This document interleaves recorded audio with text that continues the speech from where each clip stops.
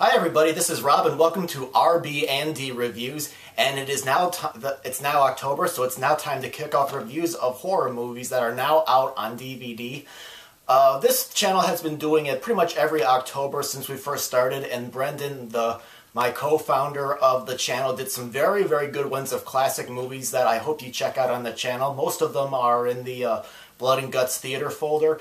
I'm dressed in my horror movie, Universal horror film shirt with a lot of faces like Frankenstein, the Mummy, and all of them to celebrate this. So what I'm going to be doing today is I'm going to be kicking off this October's horror month with a film that I suppose qualifies maybe a little bit more as a mystery than a horror film, but it did influence the Universal classic horror movies that came in starting in the 1930s, like Dracula and Frankenstein, the Mummy, and the Wolfman.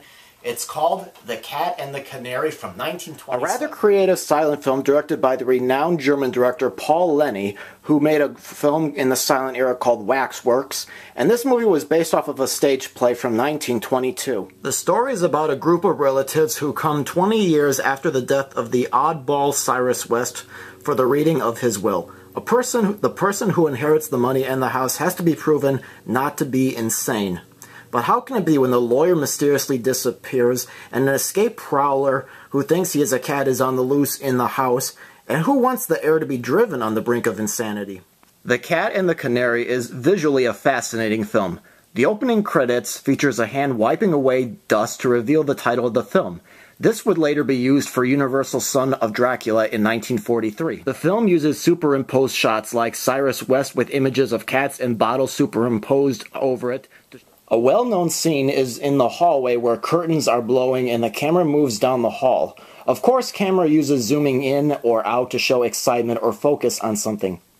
But the film does something I don't remember another silent film doing. And that is that some of the title cards are actually animated letters. Like they shake when a character talking is scared, or at one point the word help starts out small and then gets really bigger.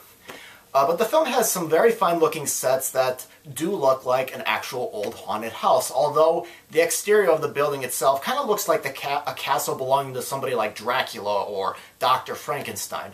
And another thing is The Cat and the Canary was a blueprint of haunted house films to come, stuff that and it contains stuff that was, very new back then, but has kind of become cliched now. Like you have the sinister-looking housekeeper, panels and walls are opening with a hand coming out, and you have comedy relief in the form of a nerdy, scaredy cat Paul, played by Creighton Hale, who kind of looks like silent film comedian Harold Lloyd. And even James Whale, the horror director who made films like Frankenstein, used this film as a model for his 1932 film, The Old Dark House. The story kept me involved, although sometimes, like films based on plays, the movie can get stagey, like the reading of the will scene, which took place in the same room for a lengthy period of time.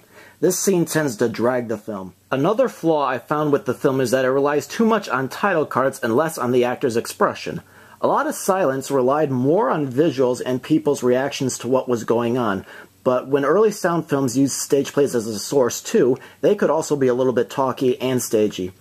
Like the play, the movie has a doctor who comes in to see if the heir is insane or not, and I feel like it came just a little too late in the film, and it really did not add anything. Still, I think Lenny did a good job at taking a play like this and turning it into a film. It does create a creepy atmosphere, and the film had good comedy to break up the horror and tension, including one in the second hour of the film, involving Creighton Hale and the two Gusby women. I think there will be some viewers of this movie that will probably be disappointed that they don't actually see the cat prowler in this movie. But this film is in the public domain, and the version I saw came from Alpha Video, but I recently heard that there were some versions that was put out by Kino DVD and Image Entertainment that contains a much cleaner print and a much better score. This print that I saw did have a lot of dirt specks, and it was a little bit muddy, and the score was just okay.